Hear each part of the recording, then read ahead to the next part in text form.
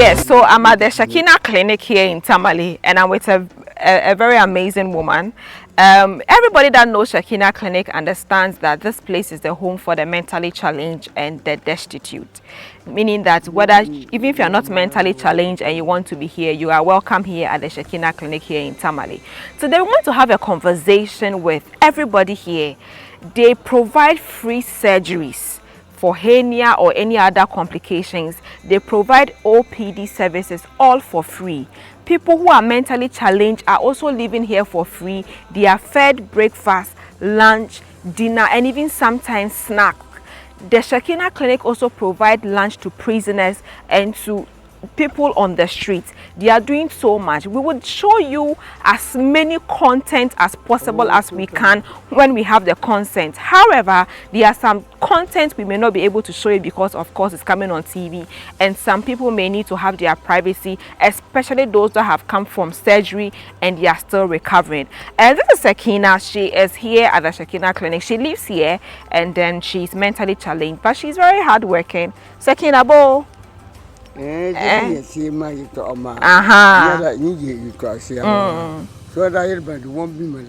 Okay.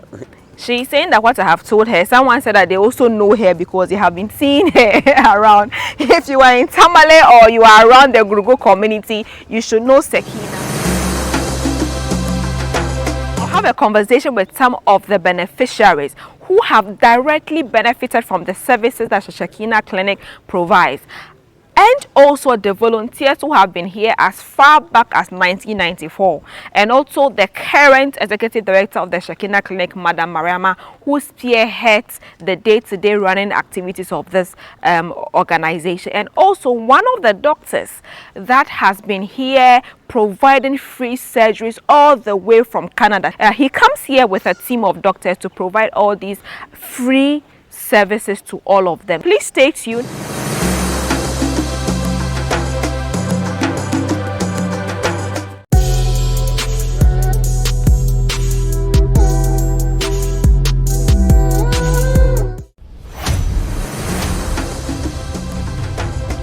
Growing up, it was so difficult finding answers to all the questions that bothered my young mind.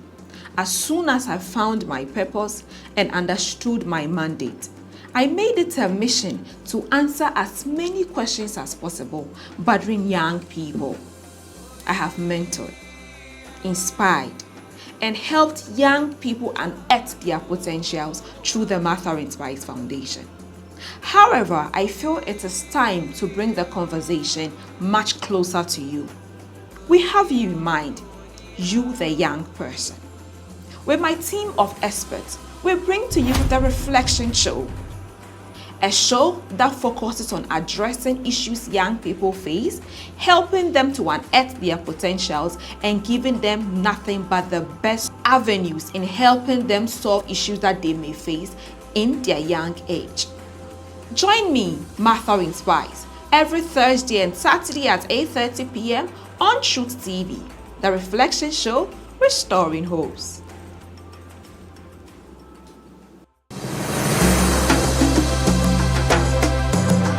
Hi, my name is Earl Kirby. I'm a doctor from Canada. I've been coming to help at the Shekhinah clinic since 1996. And the reason I started coming here in the first place was that I happened to meet Dr. Abdullahi, who was as everyone knows, I think around here, was the originator of this clinic. And he was such an inspiring man, especially his idea that even though he grew up very poor, he did not want to amass riches for himself, but rather he wanted to help other people who were poor like he was when he was a child. And so he gave away his services for free. And as most people know, when others saw what he was doing, they felt they wanted to help him. They were inspired to give their time and their maybe gifts of donations to help him run his clinic. And now the clinic is 33 years old. And Dr. David has passed away 7 years ago. But the clinic still runs because the volunteers still come and do their work, And Mariama, David's wife, has taken the role of the director and manager of the clinic, and has done an amazing job against many obstacles to help this clinic to continue to exist. And the reason I see this clinic as being so valuable is that it provides a service like no other clinic I've seen anywhere, in that it gives away its services for free. And so it provides sort of basic medical care. It provides homes for the indigent. It provides meals for the poor and also the mentally challenged. And it provides surgical services as well. So all the communities in this area are benefiting from this. And I think many people realize it, but what they maybe don't realize is that Shekhinah Clinic is challenged to continue to provide these services. And any help that could be obtained, even small in nature, from the people living in the regions that are receiving this help, would be very valuable to allow the clinic to continue providing these services. I am Isa Yakubu. I live in Tamale here, in a community called Kalipohan. So I came here with a hernia problem. And I'm very, very happy about what happened here, because the treatment is free. Not even one peso have they taken from us. I've heard about this hospital for a long time. I was not thinking that it's true that they treat free until when I came here myself. I saw that everything here is free. So we are praying that people should help the hospital, keep it going. Because the people are too many here and the doctors are not there. It's only those who sometimes who sacrifice to come and help. They come here. So if you are lucky and they come at that time, and you are your queue is due, then you come and they help you. When I came, I met only one doctor who has tried to help us. And the day I was going in for my surgery, we were 8, and the doctor came in, and all of us were able to go. The following day, 6. The following day to 6. And he is the only doctor I've seen here. So he has helped a lot. So people should try and also come and help. In any way at all you can help the hospital. My name is Mohammed Zuleha, and I'm a volunteer nurse at Shekhinah Clinic. We have a lot of challenges in our facility. We don't have a medical doctor who is around. We have a senior nurse who was working with Dr. Abdullah before. So he's the one who is seeing the patients every day. And then we have another one medical doctor who is also working at the teaching hospital. In between, he also comes to help. So I think we are pleading if we can get some people like doctors and nurses who can come and help us. It will be good, because sometimes even the operation, patients can come, they see them, book them for operation because there's no doctor to operate. Some can stay up to 2 months, 3 months before it will come to their time. So I'm just pleading if at least the government can also help. I just post some doctors, maybe they can come in between to help, and then at least, you know, because it's free. People don't want to help for free. Everybody wants to. Even sometimes people ask we the volunteers why we are still here if there's no pay. And you know, sometimes it's not about the money. It's good to have money because you need to eat, you need to buy clothes for yourself. But sometimes it's the inner joy that you get that will like motivate you to work.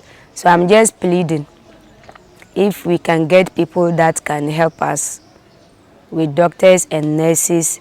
And we also have the drugs. When patients come, whatever medicine we have, we give to them. And those we don't have, we prescribe for them to go and buy. And some of the patients, when they come, You see them, they will be coming back with the prescription to see whether you get the medicine you ask them to go and buy. So sometimes it's a bit worry. So we are just pleading. But in between, we have some pharmacies in town when they also donate some medicines for us to give. But we are pleading if people can help. Sometimes not like people think that you have to like have a big amount of money before you help. But for me, any little can help. Even if you come with a strip of paracetamol, maybe someone can benefit from it. And we also have the people who we take care of. We cook for them. So at least people can support. We use rice, maize, the ingredients that is needed for cooking. So at least people can help us with those things. I think it will also help us to continue to work for the poor and the needy.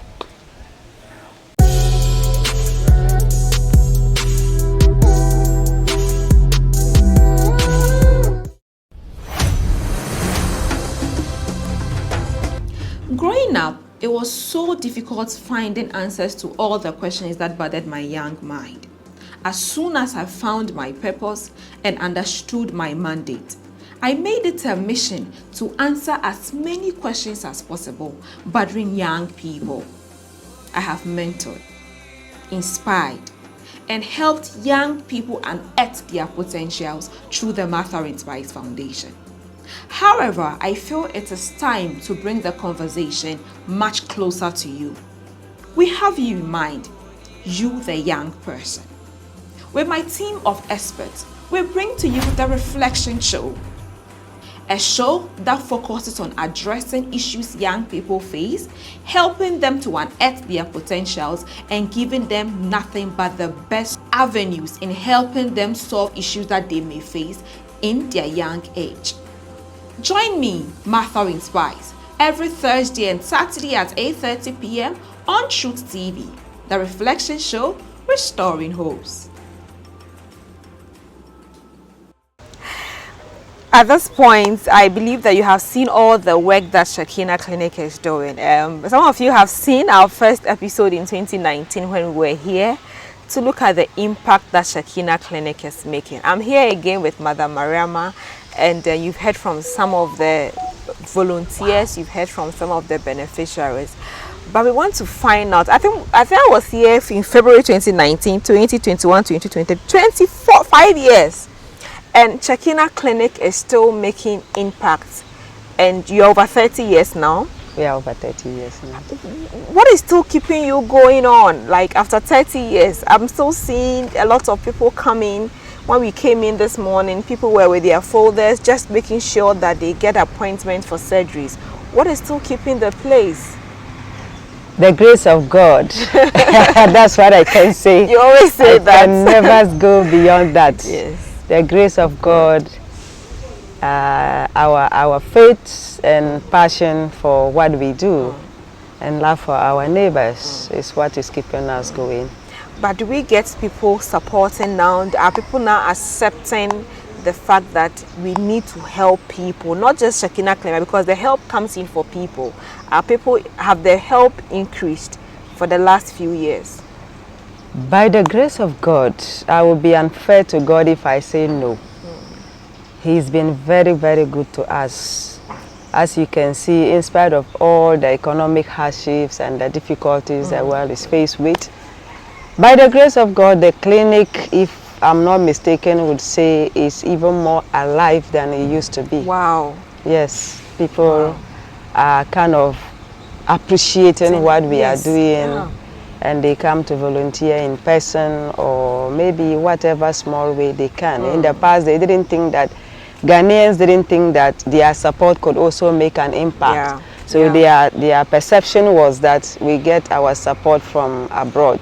So there's so much money sitting somewhere where we just fetch and do what we want to do. But by the exposure we've gotten over the past few years through you all, I think people have kind of gotten the idea that, oh no, it's not that they have the resources sitting somewhere or a specific group of people funding the system, but just individuals here and there. Their support here and there is what is making the place continue to go on.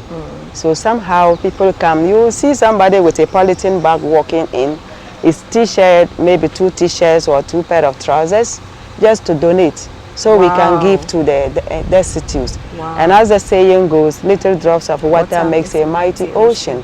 If you bring your little, let me say, assuming the community we belong to here, Gurugu, everybody will donate even 50 pesos. Every house. It will go a long way because Gurugu is a very big community. Correct. So I always say that if people are washing your back, you should also try to wash your front. Even if we are getting support from abroad, what are we doing as the local people? What are we doing as the citizens or beneficiaries of the facility? You see, after his death, if not for the grace of God, I think the system would have come to a pause by now. So sometimes I wonder what moves you, being a woman and running this space. The space is so big, like walking from one end to the other, it's big already, and having to manage this whole team and everything that comes with it. How do you do it? Trust me, I'm not the one doing it. It's God. If you look at me, I don't think I can even kill a fly. But you see, when God decides to use you, it does not matter your size. That's true. It doesn't matter your age. It doesn't matter your sex. He will use you as and when he wants to. Like quoting from my late, he used to say that even God can use a mosquito to do his work. So imagine a mosquito. If God can use a mosquito to do work for him, how much more? Exactly. So it would be rude or arrogant on my part to say that it's me who is running the system. I can't do it. It's just the grace of God. And being a woman should not deter you from doing what other people can do. We are all human beings. We breathe in the same air. And it's the same God that has given us the knowledge, the power, the ability to do ABC. So in course, as the saying goes, what men can do, women can equally do, if not better. We are their mothers, wives, sisters. Without a woman in a man's life, I mean, he most cannot of them can't do even much. eat. Exactly. So somehow, I believe, or sometimes I'm tempted to believe that God made it possible for Doc to have come out with this beautiful facility, to do it up to a certain point and maybe bring somebody in, like we are now continuing with his legacy. Trust me, after we are gone, if God decides, he can choose others to do even better than we are doing now. I want us to look at volunteers. 5 years ago, we were here and we saw some of the volunteers. And today, I see that some of them are still here. I don't know, I've not seen everybody, but most of them are still here. Most, if not all. Wow. I just wonder, how are they keeping? How are they, because it's purely voluntary, how are they being able to stay here for this long? Is the passion the same? Because even with interacting with them to coordinate this production, I see that they are so passionate about what they do and how they are also yearning for the story of Shekhinah Clinic to get out there. How can one also volunteer to join them and also dealing with the fact that some are also still here? Trust me, it's not easy. It's not to scare you or deter you from coming to volunteer.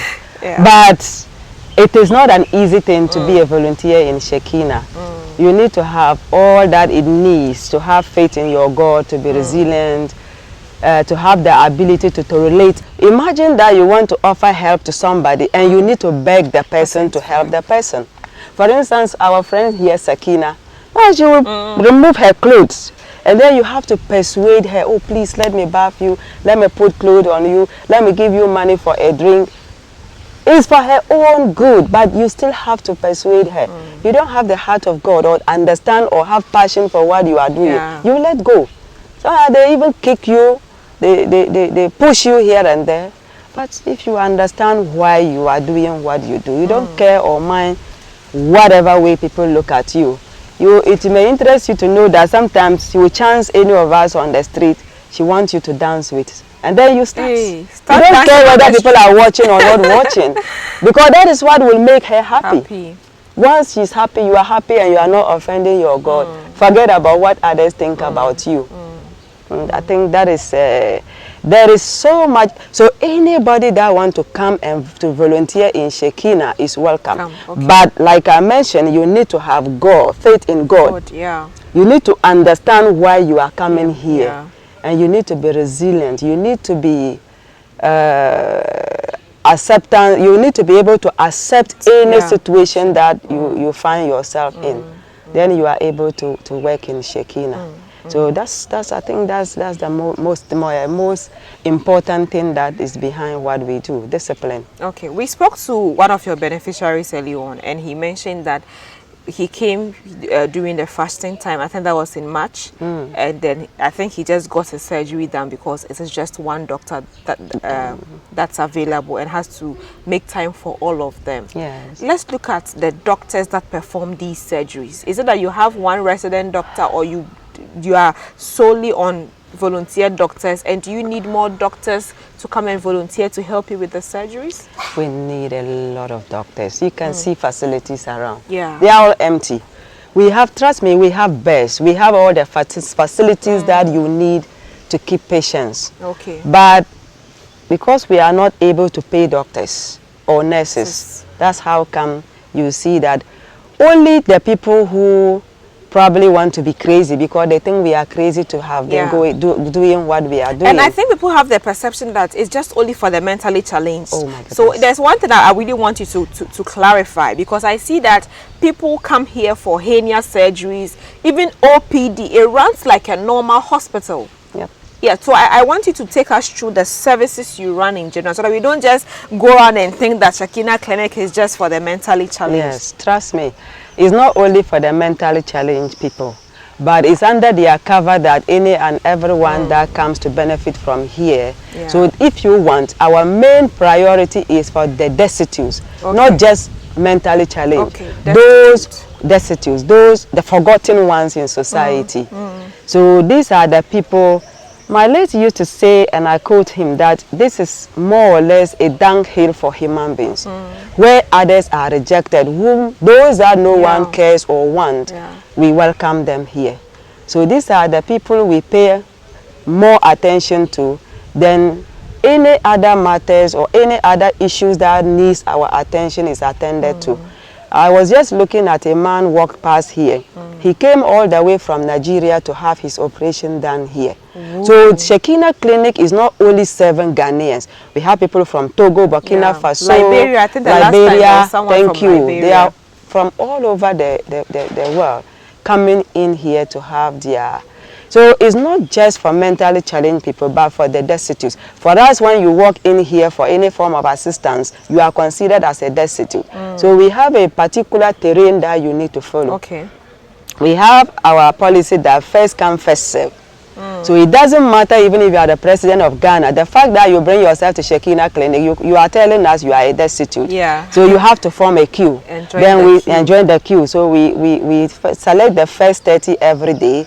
In addition to review cases, people who have mental cases don't queue. Epileptic cases doesn't form the queue, or very old people or very sick people. But the first 30 will normally queue. We select them and add them to review cases and the other matters that I have mentioned. Then we screen them. Some may be having the normal illnesses that we know, like malaria, among other related, and some have hydrocele hernia or lipoma issues. Then we book them.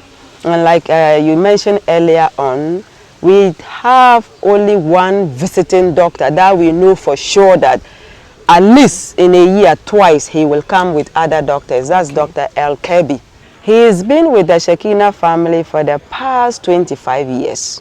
Wow. And every year he will come in May, then in September, between September and October. Okay. And he's quite old also now. When he comes, how long does he stay? At least 3 weeks. Okay. A month or 3 weeks, okay, at least.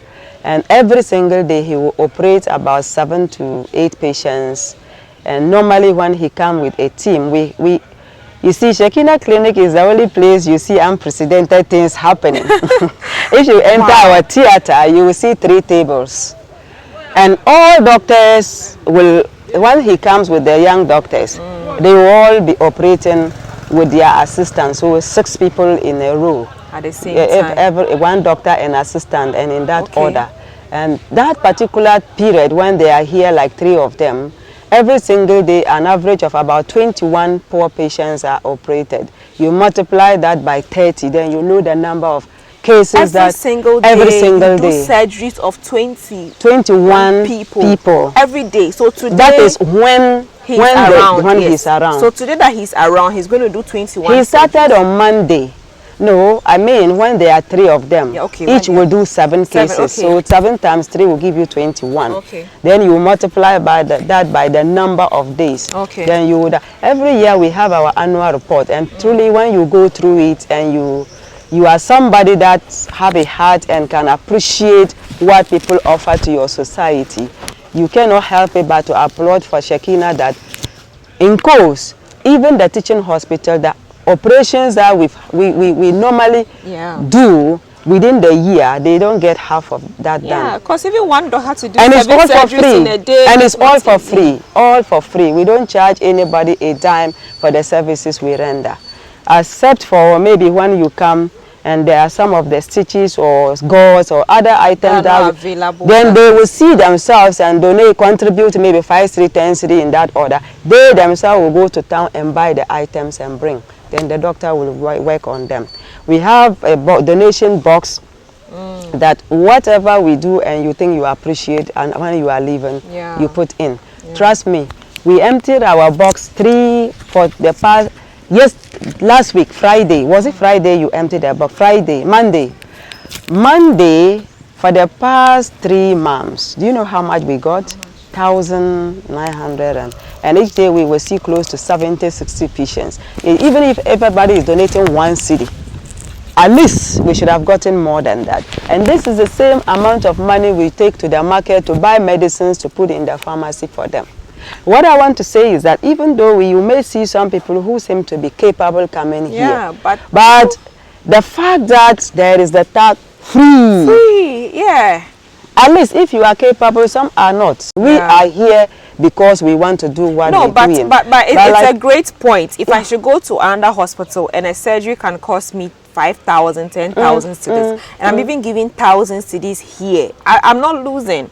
But because it's free and we are not, let me say, commanded to pay for the surgery, we do not. That's human nature. Wow. That the human being is the most variable among all variables. Wow. You can never understand. Somebody will tell you, it's not that I cannot pay at the teaching hospital or other hospitals, but it's because of the care and love we get here.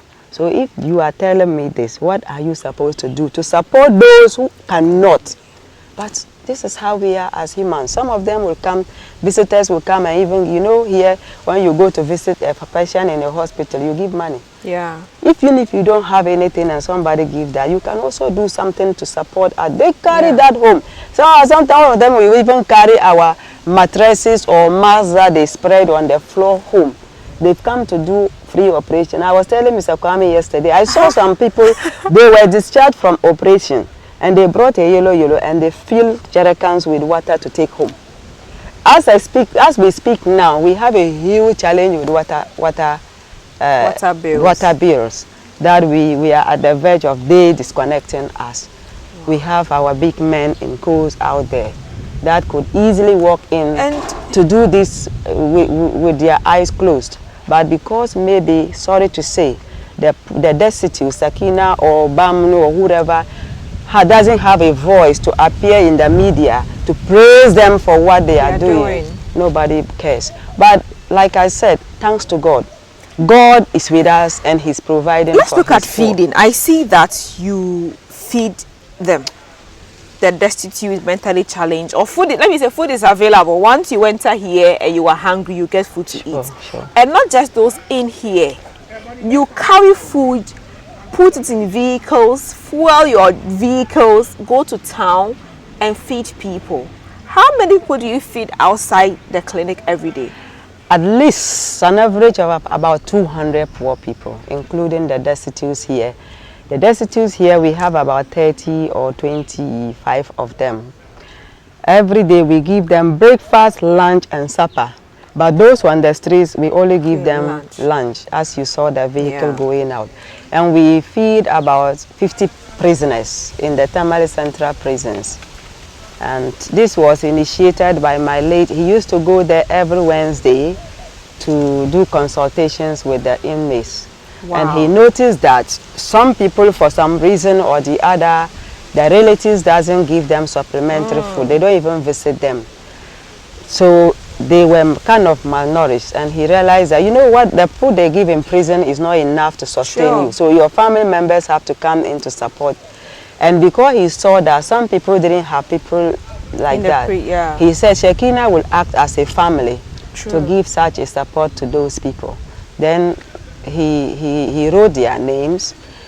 I think the time he was there, we had about 15, 20 people, and now we have about 50 or more people we go to the central prisons to feed. Trust me, most of the time the police will stop our vehicle and take it to the police station because of one reason or the other, and they don't even recognize that you and them are in. And when there's a dead body in town on the streets of Tamale, we are the people they contact through the assemblyman or the opinion leader. Then we take our vehicle. We have a mortuary over there, and we have a cemetery behind. Maybe you saw what happened this morning. The whole of this surrounding community, when there's a death, this is where they come to bring their body. Wow. And they take to the resting place. I might like to use this opportunity to appeal to the society that, you see, doctor alone did so much for the community, and he's gone. It's going to be a big shame on our part to let this good legacy of his go to crash if we don't do something about it. We used to have a road that linked to the cemetery. The ocean has overtaken it. We tried in our own small way, but we just cannot manage everything. Now, when they bring dead body, they have to go out. They could have cut through here. If we could come together as a community, say communal labor, the young men and women should come, we carry stones, we kind of contribute to buy gravel to level the place. It will make things easy for all of us. But no, we Shekhinah have to do everything, and we have a limit. With the resources are not available for us to be able to attend to every need. But at least we do our little best. Especially with the increasing prices of utilities. Every day the light bills are increasing, the water bills are increasing. And when you mention water bill, I just smiled because I just looked at the kitchen area. And if they need water to cook morning, afternoon, evening, the people here have to bath, they have to use to wash. I can imagine, because coming in this morning, I saw a lot of people, even if they are just coming to the OPD, they will use the washrooms. How do you manage? Because this is really a tough time. So just tell us, like, what are the needs? I'm really short of words because I relate more with Shekhinah Clinic because my late father had his operation here, and this is my second interview at Shekhinah Clinic, and I keep hearing a lot of people talk about the impact that this clinic is making in their lives. So I kind of relate. So sometimes it feels like you are just talking because you know them, but how would you feel to have a place in your community whereby you don't pay for? You just walk in, I have malaria, they attend to you, it's for free. But just walk into the pharmacy for medications for malaria, they are very expensive. So sometimes, even though they say it is free, please, Ghanaians, anyone that walks in here, it is free, all right, but please just drop something in the donation box. So mommy, just talk to our viewers, tell them everything they need to know about the clinic, and especially on how they can help. And even with the market women, I want to say something. I pray that people do not take it out of context. When we were privileged to have one of us, Phyla, breaking the Guinness World Record, the cookathon, I was amazed even how market women would carry vegetables to give to her to cook.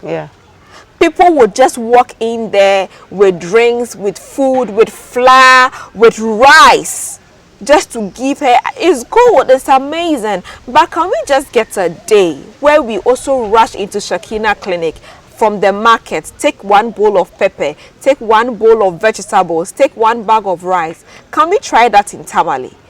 It's something that I believe this example will touch someone's mind. The Market Women Associations, maybe they can do something. So, Mommy, tell us what we need to know and how we can help. I must say that it was heartwarming to see how united we stood as Ghanaians and people of the North to give support to our sister Faila.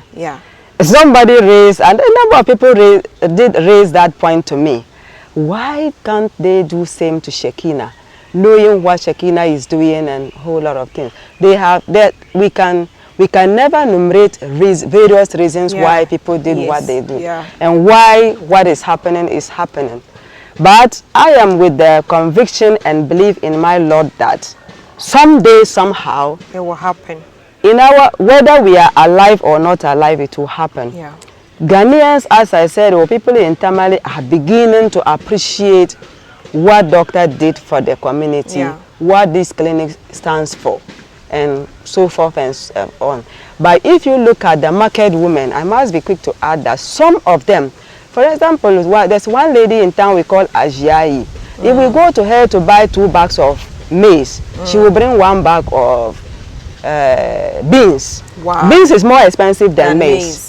Sometimes we will be sitting and then you will see a motorcade coming in with 1 bag of millet or corn or this and say, Madam Hajia so and so said we should come and donate. May the woman rest in peace. There was one woman from a certain village called Masure. She was very popular in coming in. I think she had BP or so. Very poor lady, old lady. But each time she will come here, she will bring dawa. Maybe like, you know how they make the balls. She will bring 2 or 3 or even just 1 and say, can take this and cook for our brothers and sisters. She didn't have much. But she dared to make that Imagine initiative. all of us could bring dawa or one ball of banquet or something like that. Imagine what would happen. As I'm saying, I'm getting goosebumps because the first time I had the opportunity to see that lady, I was shocked. You could see this was a real poor woman. But sorry to say, I'm not accusing the rich. Some of them can be generous, but the poor are more generous than the rich. The rich are very selfish. In one, seriously, you know, they are making money is a positive feedback system. The more money you make, the more you want to. So some rich people think that when they remove a bowl of gari or from their wealth, it will go. But what they fail to understand from our good books is that givers never lack.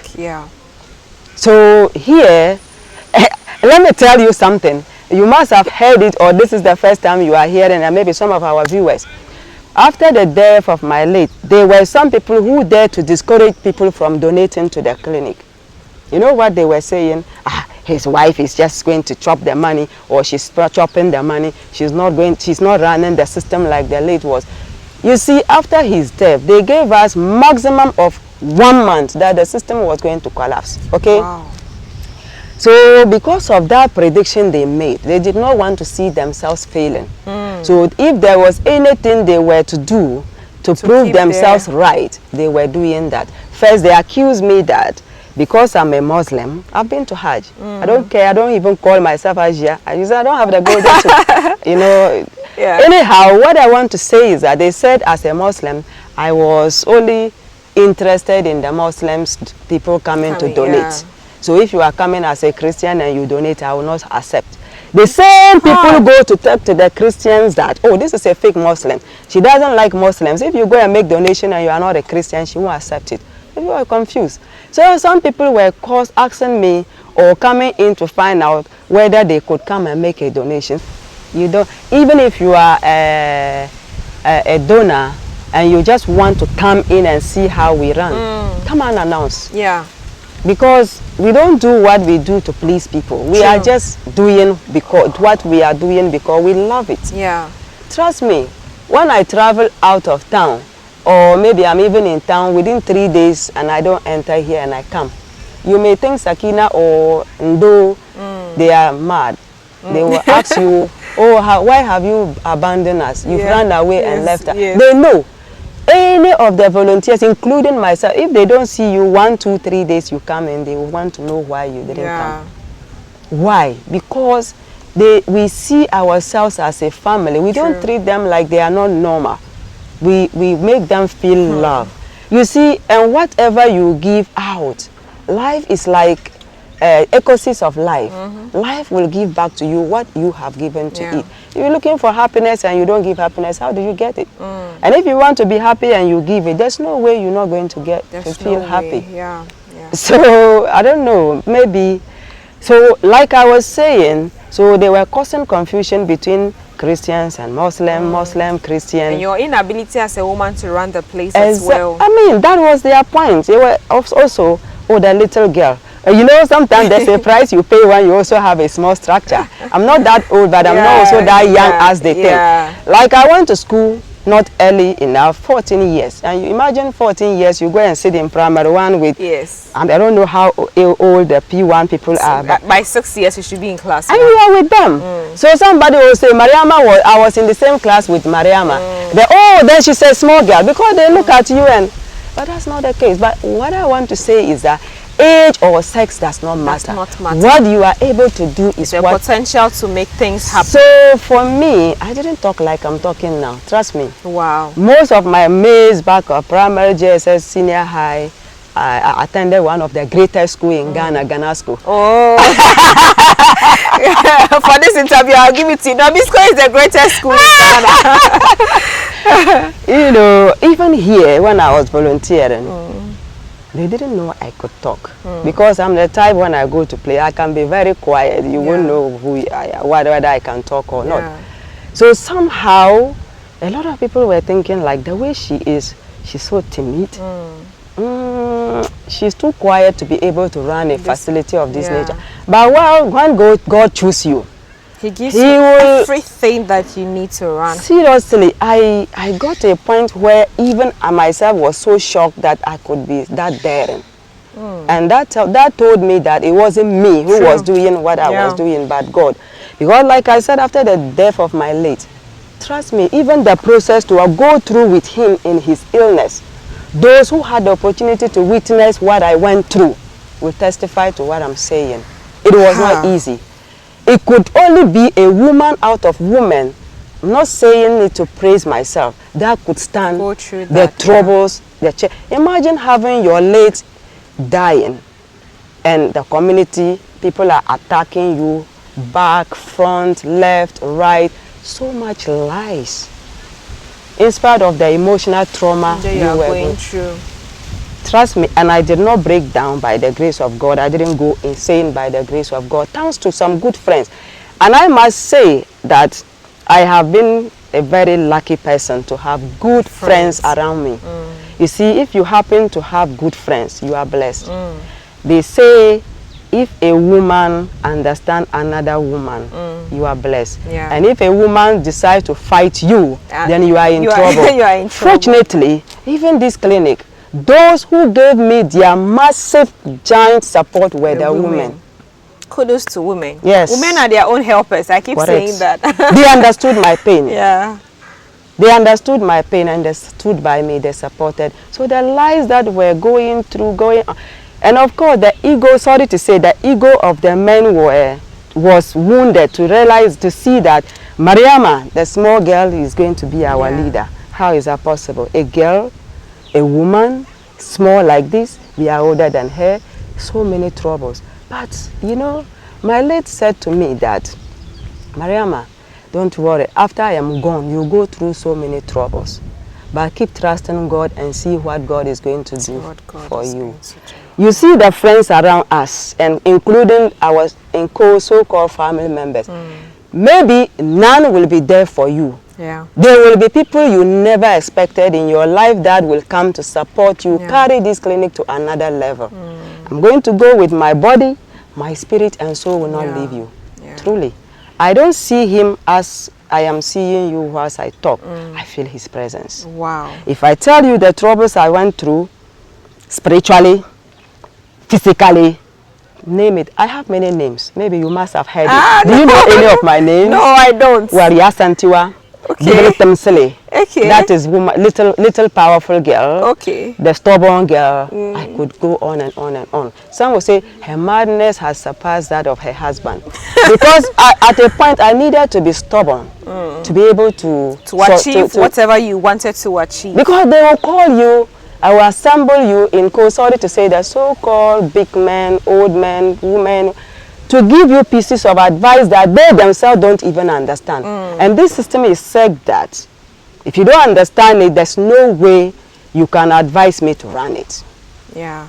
I understood my husband, what he stood for, what he was doing, his passion for this work, and the struggles he went through to establish this facility. And for me to allow you and me, our greed, to overtake us, to destroy, it won't happen. It wouldn't. Okay. Just give us your final words, but more importantly, how people can donate to the Shekhinah Clinic. We have our bank accounts that we could give to you. We have our we can get that and put on the screen. Our Momo account. We have. You can also walk in person if you have food stuff, clothing, cash, or even you come to volunteer yourself. Yeah. Sometimes even if you don't have money, just visit us. Oh, I've come to see how you run the system. So what kind of volunteers do you need? Do you just need some who are health professional? Because there are some of our nurses who have finished school and they haven't yet been posted. Most of them are at home. If you can come and volunteer here at the Shekhinah Clinic, even once a week, imagine we have even 5 nurses volunteering one day each in the week. You can even increase the number of people that you attend to at the OPD. I think that is a great way to start, to even get more experience. If you are a chef or you just want to help in the kitchen, you can just come and help them.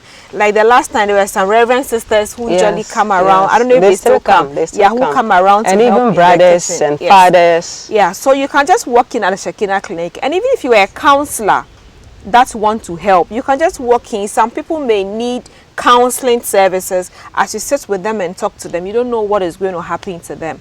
So please do well to walk into the Shekhinah Clinic to donate anything you want to donate, from clothes to food to shoes to money to anything, even your human resource. You can even come in to ask them, are there ways you can support that we may not have mentioned? But once it's a place that it's supposed to be run, if you even sell brooms, because they need brooms to sweep. And sometimes we think these things are very small.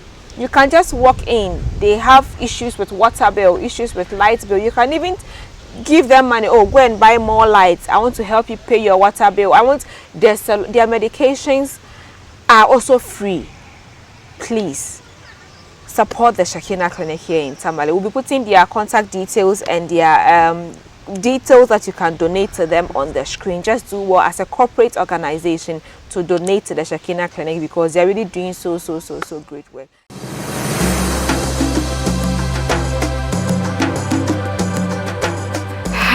What a long day.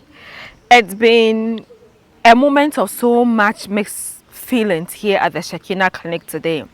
Unfortunately, we couldn't really show you some of the very detailed stories or situations that we came across because we don't have consent for it, and because it's coming on TV, we are unable to give you such stories. But I want you to take a trip here at the Shekhinah Clinic here in Tamale. We'll put their contact details on the screen. Give them a call. Then you understand that people really do need your help. The surgeries, those who come out from the surgeries, they are at a place that they need to stay to heal or to get better before they can go. In the surgery rooms and even around, they need so much help. People are so vulnerable that it won't be nice to show you all those content on TV. But I believe that whatever you have seen us show you today would go a long way for you to strategize and renew your mind about helping people who are in need. Pharmaceutical companies, the Shekhinah Clinic needs your help with medications. Doctors and nurses who may have some days off from work or even be on leave, you can come here and volunteer. Do you sell food items or products? They need your help here as well. I believe that with everything that we have shown you, everything that the beneficiaries, the volunteers here have said to you, will go a long way to encourage you to want to help the people here at the Shekhinah Clinic. It's been an amazing moment with the team of the Reflection Show here, and we just are so happy that we could be able to give you this amazing content. I am Martha in Spice. Do have a good night.